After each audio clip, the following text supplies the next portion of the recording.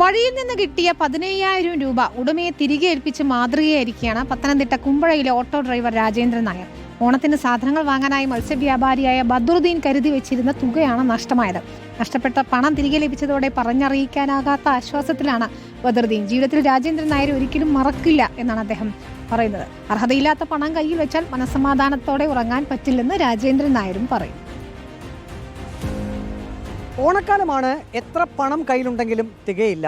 കയ്യിലുണ്ടായിരുന്ന 15,000 രൂപ കളഞ്ഞു പോയാൽ ഈ ഓണക്കാലത്ത് ആർക്കായാലും ഒരു വിഷമം വരും.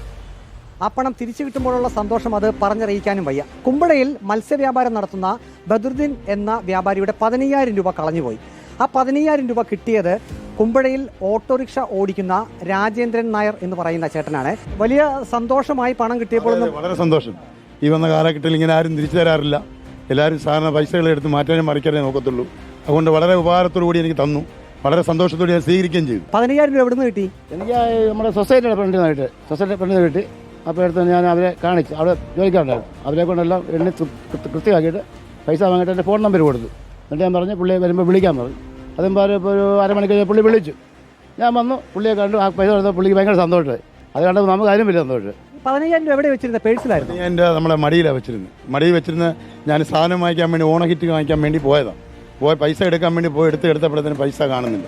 തിരിച്ച് വന്ന് പൈസ ഇല്ലെന്ന് തിരിച്ച് അവിടെ പറഞ്ഞു കുറച്ച് പൈസ കിട്ടിയിട്ടുണ്ടെന്ന് അവരിങ്ങനെ പറഞ്ഞാൽ പിന്നെ നമ്പർ ഇത് നമ്മുടെ ഓട്ടോറിക്ഷ അണ്ണൻ്റെ നമ്പർ കിട്ടിയിട്ടുണ്ട്.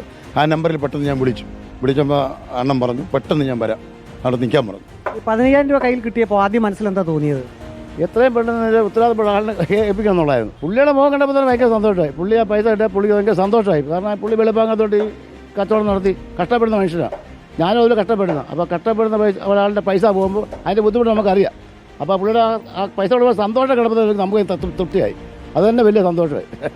രാജേന്ദ്രൻ ചേട്ടൻ്റെ ജീവിതത്തിൽ ഒരിക്കലും മറക്കില്ല അല്ലേ? ഒരിക്കലും മറക്കാനൊക്കത്തില്ല. കാരണം ഞങ്ങൾ തമ്മിൽ അതുപോലെ ബന്ധമാണ്. ഇനി ആ സ്നേഹം ഞങ്ങൾ നിലനിർത്തും. വീഡിയോ ജേർണലിസ്റ്റ് അജി കുടുംബനൊപ്പം reporter Praveen Purushothaman, in reporter Pathanamthitta.